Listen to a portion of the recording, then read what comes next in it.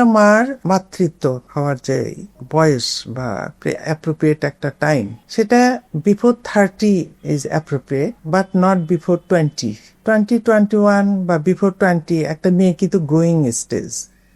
সে যে প্রেগনেন্সিটা আমরা সবসময় ডিসকারেজ করি, কারণ ওর যে মানে বেড়ে ওঠার টাইমটাই কিন্তু তার শেষ হয় নাই। এর মাঝে যদি আবার প্রেগনেন্সির লোড পড়ে, তখন দেখা যাবে যে ওর শারীরিক যে হেলদিনেস সেটা কিন্তু হ্যাম্পার হয়। তো এই কারণে আমরা কখনোই চাই না বিফোর 20 একটা মেয়ে প্রেগনেন্ট হোক। আবার হোয়াই নট আফটার 30?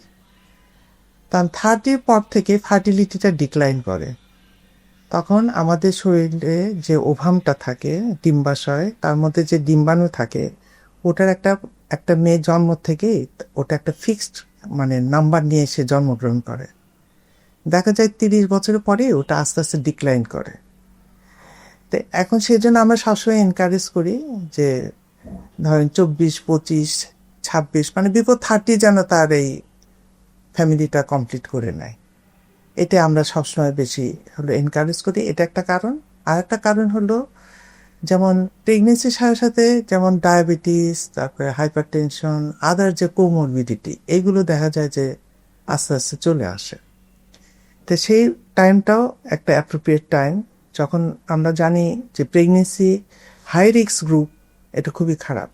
যেমন প্রেশার উইথ প্রেগনেন্সি, এটাতে দেখা যায় একটা মা এবং বাচ্চা দুইজনের জন্য ঝুঁকিপূর্ণ হয়। ডায়াবেটিসের ক্ষেত্রেও তাই। এই কারণে আমরা সবসময় এনকারেজ করি this is the appropriate time. এখন মেয়েরা তো এখনকার দিনে খুব ক্যারিয়ার সচেতন হয়ে গেছে, এবং এটা খুবই স্বাভাবিক। একটা মেয়ের নিজের পায়ের নিচের মাটিটা শক্ত হওয়া উচিত জীবনে চলার জন্য, এটা খুবই জরুরি। কারণ কার ভাগ্যে কি আছে না আছে কেউ জানে না। তা এখন এই জন্য আমি সবসময় এনকারেজ করি সে যেন একটা ক্যারিয়ার বিল্ড আপ করে। তবে এটার সাথে আমি নিজের জীবনেও আমি যা করছি, আমি সেটাই অন্যদেরও অ্যাডভাইস দেই যে ফ্যামিলি লাইফ এবং এই ক্যারিয়ার লাইফটা পাশাপাশি চালাতে। কারণ আমার অনেক এক্সপিরিয়েন্স এবং অনেকের লাইফে আমি দেখেছি যে একটা করতে গেলে আর একটা হয় না। কেউ যদি মনে করে ক্যারিয়ার কমপ্লিট করে আমি ফ্যামিলি কমপ্লিট করবো, বাচ্চা নিব, পরে দেখো যে বয়সটা হয়ে যায়, তখন বাচ্চা হয় না, আর একটা ডিসহারমোনি শুরু হয়। তারপরে আবার যদি দেখা যায় যে বাচ্চাটাও খালি নিলাম, তা অনেকেই স্থবির হয়ে যায়, পড়াশোনা আর কন্টিনিউ করতে পারে না। এটার জন্য হয় কি, অনেক স্ট্রেস নিতে হয় মেয়েদের। কিছু করার নাই, এখন সামাজিকতা বলেন সব কিছু মিলেই এখন বাচ্চা যদি না হয়, ফ্যামিলিটা অসম্পূর্ণ থেকে যায়। আবার ক্যারিয়ার করে নিজেও যদি একটা জায়গায় না দাঁড়ায়, সেটাও তো নিজস্ব একটা আইডেন্টিটি থাকে না। প্লাস সবাই যে লাইফে ধরেন হাজবেন্ড বেঁচে থাকবে তাও তো না, কত রকম সিচুয়েশনে অ্যারাইজ করতে পারে, তাই না? শুধু যে ফ্যামিলি ডিসঅ্যাপয়েন্ট হয়, ডিভোর্স, এটাই খালি বলছি না, ওইগুলো তো সিচুয়েশন হয়, তখন তো মাকেই ওটা হাল ধরতে হয়, তাই না? সেই জন্য অবশ্যই একটা মেয়ে নিজের পায়ে দাঁড়ানো উচিত, কিন্তু ওই কষ্টটা নিতে হবে।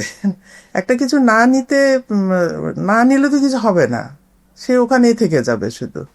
আমি ওটা একটা ইন্সপায়ার হিসেবে আমার কাছে যারা আসে বলি যে মেয়েদের সবকিছু একসাথে চালাতে হয়, হয়তো একটু টাইম লাগে, একটু ডিলে হয়, তো সেটা মেনে নিতে হবে আর কি।